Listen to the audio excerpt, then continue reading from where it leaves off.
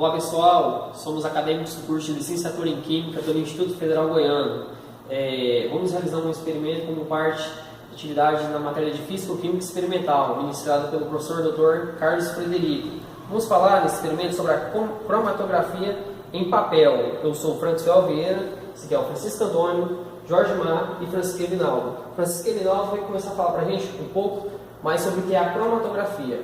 Ok. Bem, pessoal, a cromatografia da qual nós vamos apresentar aqui para o nosso público que é do ensino médio é a cromatografia em papel, onde existem vários processos de cromatografia, como cromatografia em coluna e a cromatografia em camada delgada, que é muito parecida com a que a gente vai realizar agora.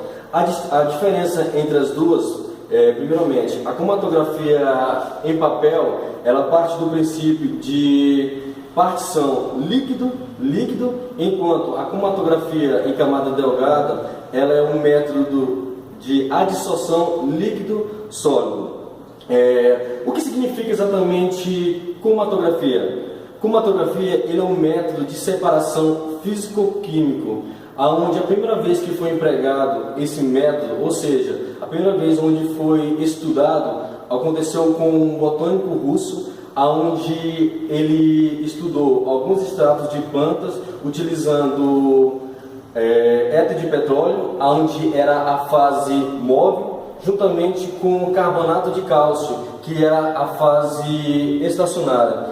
Ele observou que nesse processo havia algumas mudanças nessa reação com coloração, onde a gente observa que através desse experimento, onde o nosso colega Josimar vai estar apresentando aqui, eu passo a explicação a ele. Bem, esse experimento, como o Francisco mencionou anteriormente, é um experimento voltado mais ao público do ensino médio. E ele se adequa bem a esse público porque ele utiliza materiais que são encontrados comumente em laboratórios, mas que também são encontrados no dia a dia, o que possibilita ser feito em casa ou em sala de aula. Esses materiais são papel filtro ou filtro de café, caneta preta, incolor ou qualquer outra cor, rosa, verde, azul, vidro de relógio ou um pix, becker, ou também pode usar um copo de vidro comum, álcool etílico, uma tesoura sem ponta. Agora eu vou estar passando a palavra para o nosso colega Antônio, que vai te explicar o procedimento. Então, dando sequência ao procedimento, como foi falado nas etapas anteriores, esse aqui é o papel filtro, onde nós recortamos ele, e nessa espessura aqui de 2 centímetros, e o becker, o nosso solvente, o álcool etílico, e o vidro. Tá bom. Iremos utilizar no experimento a caneta preta, onde marcamos um pontinho. Esse pontinho tem que ser uma distância que seja a uns 2 centímetros de altura aqui. Então iremos marcar o ponto, uma bolinha. Em seguida, vamos adicionar o nosso solvente. Essa quantidade pode ser uma quantidade em que você consiga deixar meio centímetro o papel para que ocorra o processo. Então, iremos adicionar ele aqui. Em seguida, iremos fechar aqui com o vidro e iremos observar. O solvente, que é a parte móvel, vai percorrer todo o papel. Fazendo um arraste da parte móvel, que é a bolha a pontinha de tinta da parte estacionária, que no caso estamos utilizando o papel filtro. Esse experimento ele demora um pouco demorado, até que seja concluído todo o percurso.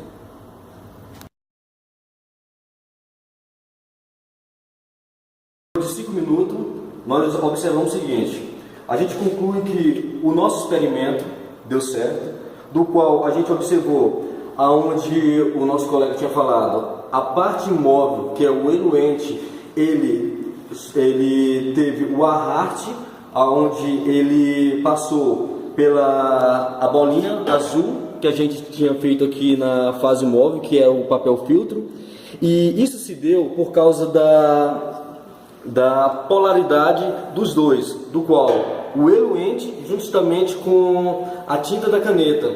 Isso é observado muitas vezes quando se quer saber em análise algumas substâncias que estão presentes em determinados experimentos ou determinadas substâncias, ok? E você pode observar, é isso aqui,